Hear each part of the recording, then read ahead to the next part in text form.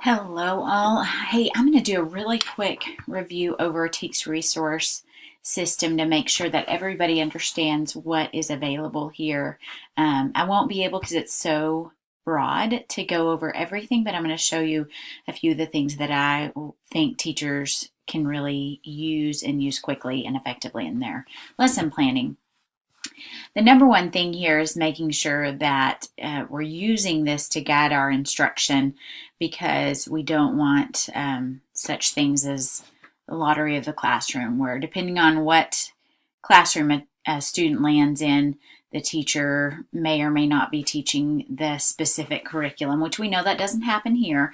But using an aligned curriculum support system like TEKSResource with a year at a glance and the instructional focus documents, that allows us to make sure we're using vocabulary that's linked and aligned, and also that we're using the appropriate TEKS for our grade level and subjects. So I'm going to go ahead and just select a subject area. I'll do 7th grade in mathematics. And then I'm going to search. If for some reason I need to sign in because it's been a while, you don't have access, just shoot me a quick email and I'll make sure to get you in there if you're having trouble getting in. So a couple of things that you're going to notice when you select your content is going to be, you have this vertical alignment area here. This is, to me, the quickest vertical alignment piece that you can use to get an idea of what is taught before you and what is taught after you.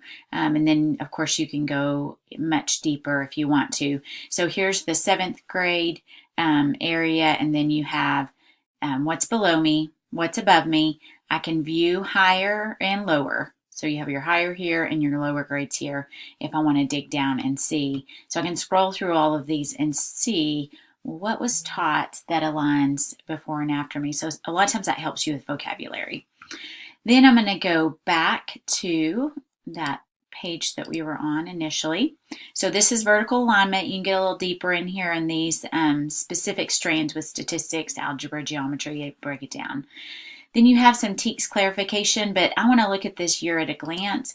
This is important. It just gives you a scope and sequence. A lot of you are already using this, but if you're not, I encourage you to go in and do this.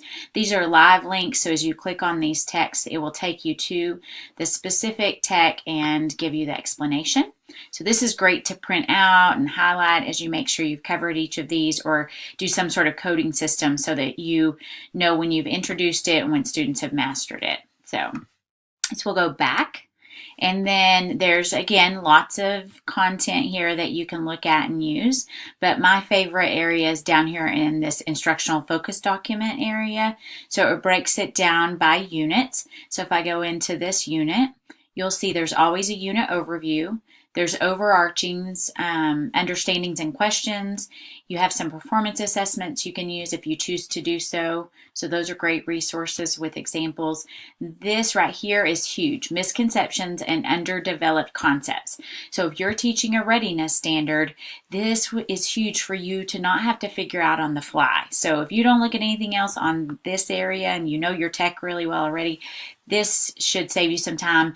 And then this is the second most important thing, is the unit vocabulary, because oftentimes we have good intentions and we're using some sort of term that we've come up with, but if we make sure and we stick or at least link the term we're using to one of these and know these are the terms that have been related before and possibly afterwards, then we're making sure that we're helping out the teacher that's going to have the kids afterwards and ourselves by just making our job a little bit easier.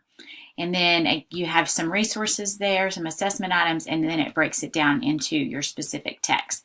So you'll notice as I'm scrolling through, here's a supporting standard. The red, when we hit a red readiness standard, that's a readiness. So I can click into, it will give me some explanation over here to the right, and there's some notes, but I can click into this specific tech, and then it's going to take me to that student expectation, and I can look at the components right there, and it's going to break down and give me even more specific information.